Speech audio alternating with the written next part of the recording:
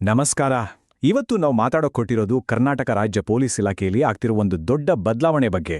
ಇತ್ತೀಚೆಗೆ ಸರ್ಕಾರ ಮಾಡಿದ ಒಂದು ಘೋಷಣೆಯ ಪ್ರಕಾರ ನಮ್ಮ ಪೊಲೀಸ್ ಪಡೆಯನ್ನ ಸಂಪೂರ್ಣವಾಗಿ ಆಧುನಿಕಗೊಳಿಸೋಕೆ ಒಂದು ದೊಡ್ಡ ಯೋಜನೆ ರೂಪಿಸಲಾಗಿದೆ. ಹಾಗಾದ್ರೆ ಏನಿದು ಯೋಜನೆ? ಇದರ ಪ್ರಮುಖ ಅಂಶಗಳೇನು? ಬನ್ನಿ ಒಂದೊಂದಾಗಿ ನೋಡೋಣ. ಈ ಯೋಜನೆಯಲ್ಲಿ ಮುಖ್ಯವಾಗಿ 4 ಭಾಗಗಳಿವೆ. ಮೊದಲನೇದಾಗಿ ಒಂದು ಹೊಸ ನೇಮಕಾತಿ ಮಂಡಳಿ, ಆಮೇಲೆ ಪೊಲೀಸ್ ಸಿಬ್ಬಂದಿಯ ಸಂಖ್ಯೆಯನ್ನು ಹೆಚ್ಚಿಸೋದು, ಮೂರನೇದಾಗಿ ಅವರಿಗೆ ಆಧುನಿಕ ಉಪಕರಣಗಳನ್ನು ಕೊಡೋದು, ಮತ್ತು ಕೊನೆಯದಾಗಿ ಪೊಲೀಸ್ ಠಾಣೆಗಳ ಸಂಖ್ಯೆಯನ್ನು ಹೆಚ್ಚಿಸೋದು. ಬನ್ನಿ ಇವುಗಳ ಬಗ್ಗೆ ಸ್ವಲ್ಪ ಡೀಟೇಲ್ ಆಗಿ ತಿಳಿದುಕೊಳ್ಳೋಣ.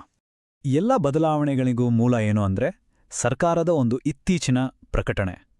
ಇದರೊಳತಿ ಮುಖ್ಯವಾದ ಮೊದಲ ಹೆಜ್ಜೆ ಅಂದ್ರೆ ನೇಮಕಾತಿ ಪ್ರಕ್ರಿಯೆಯಲ್ಲಿ ಆಗ್ತಿರೋ ಒಂದು ದೊಡ್ಡ ಬದಲಾವಣೆ. ಮೊದಲನೇದಾಗಿ ಪೊಲೀಸ್ ನೇಮಕಾತಿಯಲ್ಲಿ ಪಾರದರ್ಶಕತೆ ತರಬೇಕು ಅನ್ನೋದು ಮುಖ್ಯ ಉದ್ದೇಶ. ಅದಕ್ಕಾಗಿಯೇ ಒಂದು ಹೊಸ ನೇಮಕಾತಿ ಮಂಡಳಿಯನ್ನ ಸ್ಥಾಪಿಸಲಾಗ್ತಿದೆ. ಇದು ಇಡೀ ಪೊಲೀಸ್ ವ್ಯವಸ್ಥೆಯ ಅಡಿಪಾಯವನ್ನೇ ಬದಲಾಯಿಸುವ ಒಂದು ದೊಡ್ಡ ಹೆಜ್ಜೆ ಅಂತ ಹೇಳ್ಬೋದು. ಸೊ ಏನಿದು ಪೊಲೀಸ್ ನೇಮಕಾತಿ ಮಂಡಳಿ? ಇದರ ಮುಖ್ಯ ಕೆಲಸವೇ ಪೊಲೀಸ್ ಇಲಾಖೆಗೆ ನಡೆಯೋ ನೇಮಕಾತಿಗಳು ಕ್ಲೀನ್ ಆಗಿ, ಫೇರ್ ಆಗಿ ನಡಿಬೇಕು ಅಂತ ನೋಡ್ಕೊಳ್ಳೋದು.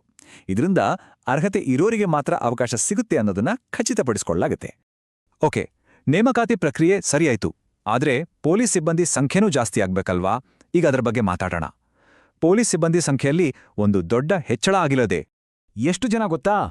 ಬರೋಬ್ಬರಿ 8,000. ಹೌದು, 8,000 ಹೊಸ ಪೊಲೀಸ್ ಸಿಬ್ಬಂದಿಯನ್ನ ನೇಮಕ ಮಾಡಿಕೊಳ್ಳಲಾಗ್ತಿದೆ. ಇದು ರಾಜ್ಯದ ಕಾನೂನು ಸುವ್ಯವಸ್ಥೆ ಕಾಪಾಡೋ ಶಕ್ತಿಗೆ ಒಂದು ದೊಡ್ಡ ಬೂಸ್ಟ್ ಕೊಡಲಿದೆ. ಹಾಗಾದ್ರೆ ಯಾಕೆ ಇಷ್ಟು ದೊಡ್ಡ ಸಂಖ್ಯೆಯಲ್ಲಿ ನೇಮಕಾತಿ? ಉದ್ದೇಶ ತುಂಬಾ ಸಿಂಪಲ್. ರಾಜ್ಯದ ಮೂಲೆ ಮೂಲೆಯಲ್ಲೂ ಪೊಲೀಸರ ಉಪಸ್ಥಿತಿ ಹೆಚ್ಚಾಗಬೇಕು.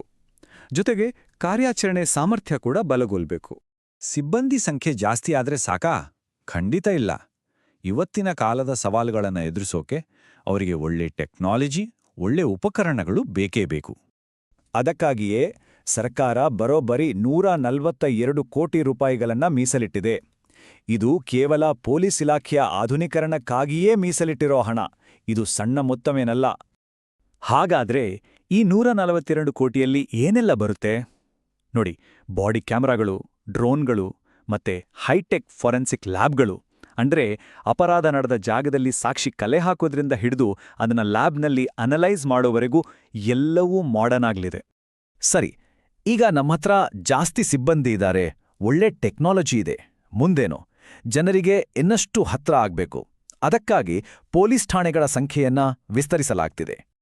ಎಷ್ಟು ಹೊಸ ಠಾಣೆಗಳು ಅಂದ್ರೆ ರಾಜ್ಯದಾದ್ಯಂತ ಒಟ್ಟು 12 ಹೊಸ ಪೊಲೀಸ್ ಸ್ಟೇಷನ್ಗಳು ತಲೆ ಎತ್ತಲಿವೆ.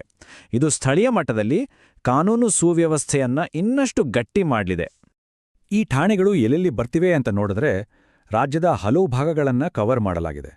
ದಕ್ಷಿಣ ಕನ್ನಡ, ಉಡುಪಿಯಿಂದ ಹಿಡಿದು ಬೆಳಗಾವಿ, ಕಲಬುರ್ಗಿವರೆಗೆ ಎಲ್ಲೆಲ್ಲಿ ಅವಶ್ಯಕತೆ ಇದೆಯೋ ಅಲ್ಲೆಲ್ಲ ಹೊಸ ಠಾಣೆಗಳು ಬರಲಿವೆ. ಸೊ ಇದನ್ನೆಲ್ಲ ಒಟ್ಟಾಗಿ ನೋಡಿದಾಗ ನಮಗೆ ಒಂದು ಕ್ಲಿಯರ್ ಪಿಕ್ಚರ್ ಸಿಗುತ್ತೆ. ಇದು ಕೇವಲ ಒಂದೇ ಒಂದು ಬದಲಾವಣೆ ಅಲ್ಲ. ಹೆಚ್ಚು ಜನರು, ಉತ್ತಮ ಉಪಕರಣಗಳು, ಮತ್ತೆ ಎಲ್ಲೆಡೆ ಇರುವ ಪೊಲೀಸ್ ಉಪಸ್ಥಿತಿ. ಇದೊಂದು ಕಂಪ್ಲೀಟ್ ಪ್ಯಾಕೇಜ್ ಅಂತಾನೆ ಹೇಳ್ಬೋದು. ನೋಡಿ, ಈ ಪ್ರತಿಯೊಂದು ಅಂಶವೂ ಒಂದಕ್ಕೊಂದು ಕನೆಕ್ಟ್ ಆಗಿದೆ. ನೇಮಕಾತಿ ಸುಧಾರಣೆಯಿಂದ ಒಳ್ಳೆ ಸಿಬ್ಬಂದಿ ಬರ್ತಾರೆ, ಅವರಿಗೆ ಲೇಟೆಸ್ಟ್ ಟೆಕ್ನಾಲಜಿ ಸಿಗುತ್ತೆ, ಮತ್ತೆ ಅವರು ಕೆಲಸ ಮಾಡೋಕೆ ಹೊಸ ಠಾಣೆಗಳು ಇರುತ್ತೆ. ಎಲ್ಲವೂ ಸೇರಿ ಪೊಲೀಸ್ ಪಡೆಯನ್ನ ಒಂದು ಹೊಸ ಹಂತಕ್ಕೆ ಕೊಂಡೊಯ್ಯುತ್ತೆ. ಹಾಗಾದ್ರೆ ಕೊನೆಯದಾಗಿ ಒಂದು ಪ್ರಶ್ನೆ. ಇಷ್ಟೆಲ್ಲ ಆದ್ಮೇಲೆ, ಅಂದ್ರೆ ದೊಡ್ಡ, ಸುಸಜ್ಜಿತ ಮತ್ತೆ ಜನರಿಗೆ ಸುಲಭವಾಗಿ ಸಿಗೋ ಪೊಲೀಸ್ ಪಡೆಯಿಂದ ಸಮುದಾಯದ ಸುರಕ್ಷತೆ ಮೇಲೆ ಆಗೋ ಅತಿದೊಡ್ಡ ಪರಿಣಾಮವಾದ್ರೂ ಏನಾಗಿರ್ಬೋದು? ಯೋಚನೆ ಮಾಡಿ. ಮುಂದಿನ ಭಾಗದಲ್ಲಿ